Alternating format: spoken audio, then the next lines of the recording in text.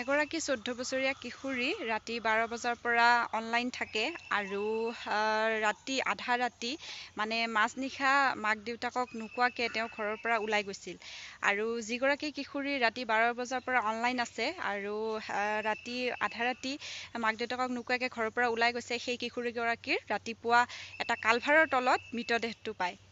কেনেকুৱা এটা আচৰিত ঘটনা, গম পালে আপোনালোকে জানিলে আপোনালোকো আচৰিত হ'ব। সেই গতিকে আপোনালোকে ভালদৰে জানিবৰ কাৰণে মোৰ ভিডিঅ'টো এইটো চাওক আপোনালোকে শেষলৈকে, তেতিয়া গোটেই সম্পূৰ্ণ কাহিনীটো আপোনালোকে গম পাব কি হৈছিল কি হোৱা নাই। গতিকে ভিডিঅ'টো মই আপোনালোকৰ কাৰণে দিছোঁ, গতিকে শেষলৈকে চাওক। ৰাহুল হুছেইনৰ সৈতে নিশা 12 বজাৰ পৰা অনলাইন আছিল 14 বছৰীয়া হিন্দু কিশোৰী। পিতৃ মাতৃয়ে গম নোপোৱাকৈ মাজনিশা ঘৰৰ পৰা ওলাই গৈছিল কিশোৰীগৰাকী।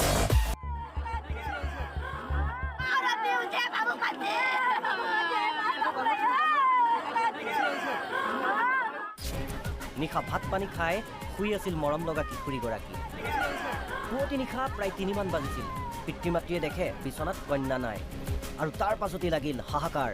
বহু বিচাৰ খোচাৰ কৰিও নিশা কোনো সন্ধান নাপালে। অৱশেষত পোৱা আহিল সেই বেয়া খবৰটো।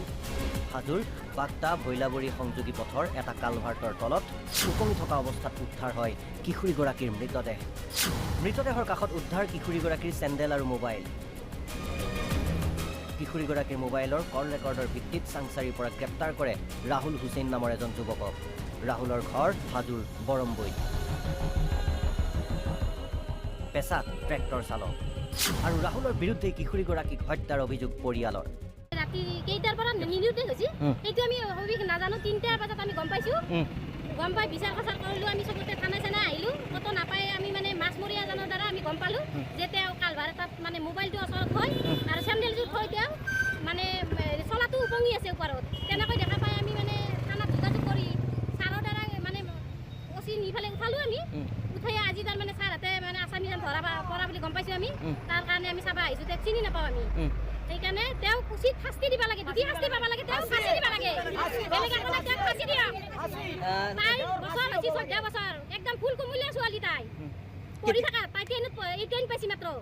কেতিয়াবা ল'ৰাজনক দেখিছিল নে ছোৱালীজনীৰ লগত? আমি দেখা নাই, আমি দেখা নাই। নাম শুনিছিল নে কেতিয়াবা? নামে নাই শুনা পাইছোঁ, কিন্তু ৰাহুল বুলি শুনা পাইছোঁ। কিন্তু মানে হেৰি চলাই বুলি পাইছোঁ, ট্ৰেক্টৰ চলাই বুলি গম পাইছোঁ আমি, কিন্তু সিমান নাজানিম আৰু বিশেষ। ক'ত ঘৰ ল'ৰাজনৰ? বৰামবৈত বুলি গম পাইছোঁ। কিবা সম্পৰ্ক আছে নেকি ছোৱালীগৰাকীৰ লগত? নাই নাই নাই, একো নাই। আমি হ'লো অসমীয়াতে হ'ল মুছলমান, আমাৰ সম্পৰ্ক কি থাকিব?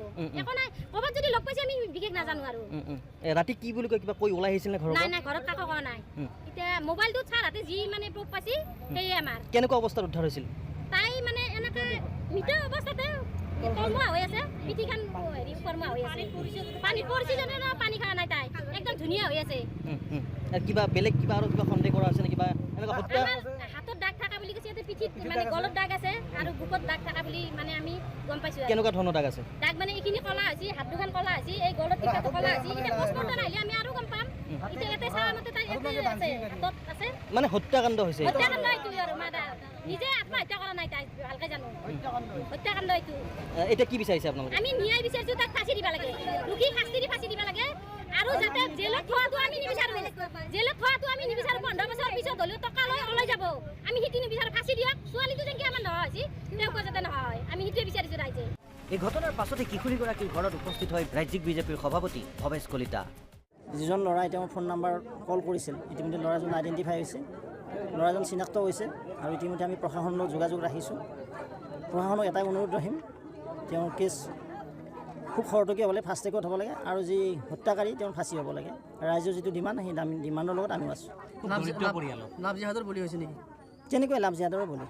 শুনা পোৱা মতে ছোৱালীজনীক বহুদিন ধৰি তেওঁ মানে হেৰি কৰি আছিলে, বিয়া কৰোৱাৰ কাৰণে প্ৰস্তাৱ দি আছিলে। ছোৱালীজনী সেই প্ৰস্তাৱক প্ৰত্যাখ্যান কৰিছিল আৰু প্ৰত্যাখ্যান কৰাৰ পৰিণতি হয়তো কৰুণ মৃত্যু হ'ল। অৱশ্যে আৰক্ষীৰ তদন্তৰ অন্ততহে সমগ্ৰ ঘটনা পোহৰলৈ আহিব। হাজোৰ পৰা বিকি মেধিৰ ৰিপৰ্ট, অসম লাইভ 24।